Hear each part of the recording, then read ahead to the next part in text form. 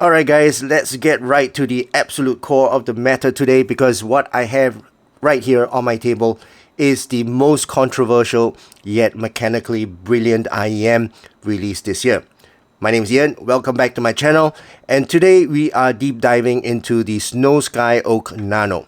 Now, if you have been following early industry leaks and manufacturer roadmaps over the last few months, you know that this was originally supposed to be the FiiO FD17, which is the direct flagship successor to the legendary pure beryllium FD7.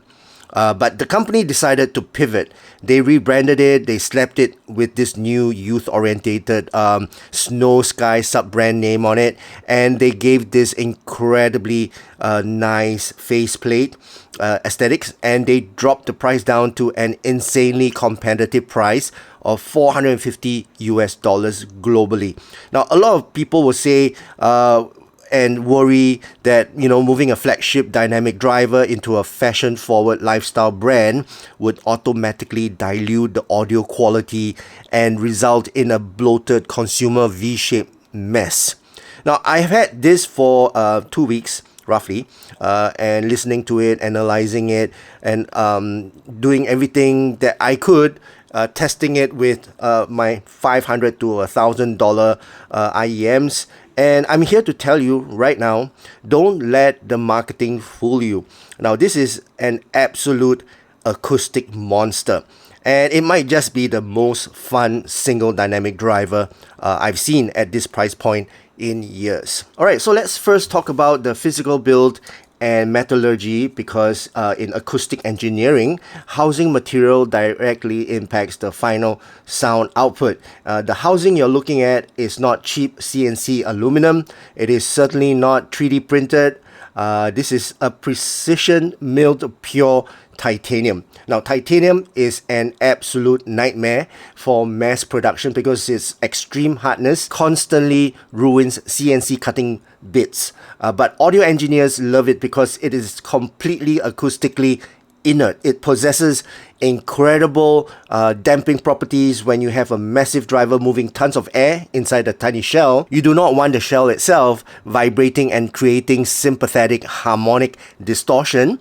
And this pure titanium shell stays completely dead quiet, meaning the only thing vibrating is the diaphragm itself. Now, ergonomically, they've completely overhauled the physical shape of the old FD7. The Oak Nano has this complex multi-axis curvature that perfectly locks into the cavern conquer of your ear. Take a look at these microscopic vents right here on the inner chassis. That is a highly specialized semi-open airflow control system. It relieves the pneumatic pressure built up in your ear canal and completely eliminating that annoying vacuum fatigue. And it also allows you to wear these dense metal shells for a few hours straight without feeling any fatigue. But the real magic, which is the absolute reason you are paying $450 is what's packed inside this titanium vault. We are talking about a massive 13.8mm dynamic driver. Standard dynamic driver IEMs usually use 8 or 10mm transducers. 13.8mm is absolutely huge. Now, it moves a phenomenal volume of air, but controlling a diaphragm that large requires extreme structural rigidity to prevent model breakup and high volume distortion. So the engineers developed a proprietary beryllium metal alloy dome. Now, the old FD7 uses pure beryllium, which was insanely fast but incredibly toxic to manufacture and prone to massive supply chain bottlenecks that eventually killed that product. Now, this new composite alloy gives you 99% of the acoustic velocity, stiffness, and transient speed of pure beryllium, but without the manufacturing nightmare. Now, to control this massive dome, they strapped on an external magnetic circuit, generating a terrifying 1.5 Tesla of magnetic flux density. Now, this provides an immense Lorentz force. Now, it means that this giant 13.8mm driver starts and stops on a microscopic dime.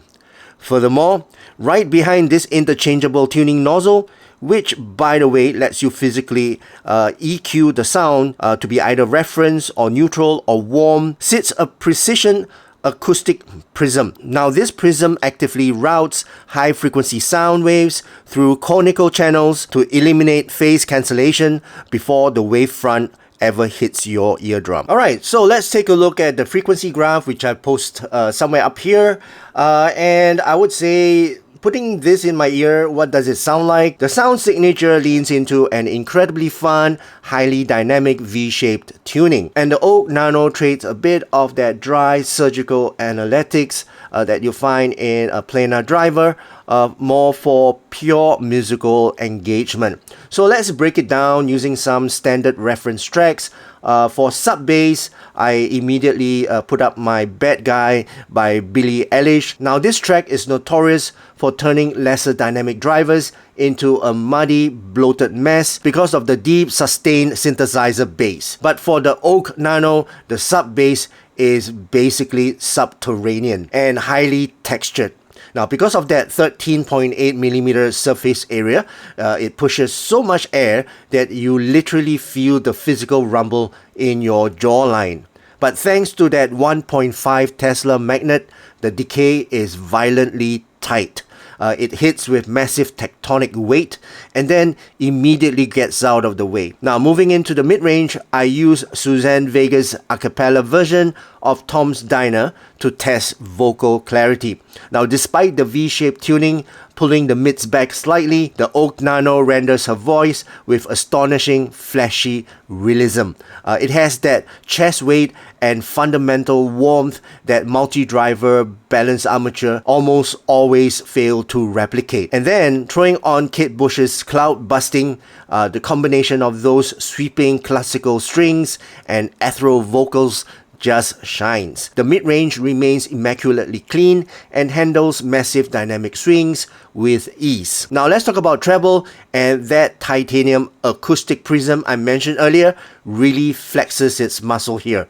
The graph shows plenty of treble energy, which gives the IEM its V-shaped sparkle. High frequencies on large dynamic drivers can easily become peaky and brittle, but the Oak Nano handles them with grace. There is a vast amount of upper treble air extending well past the 12K mark, but piercing sibilance is entirely non-existent. Now, to test the imaging and soundstage, I ran the live MTB acoustic version of Hotel California by Eagles, and the presentation here is distinctly out of head. The semi-open rear venting system allows the driver to breathe so effectively that it almost simulates an open back headphone experience. I could pinpoint the lateral and vertical placement of every single acoustic guitar pluck and conga slap. And as for the resolution, it remains perfectly uniform from the deepest sub-bass rumble to the highest treble peak, completely avoiding the crossover distortion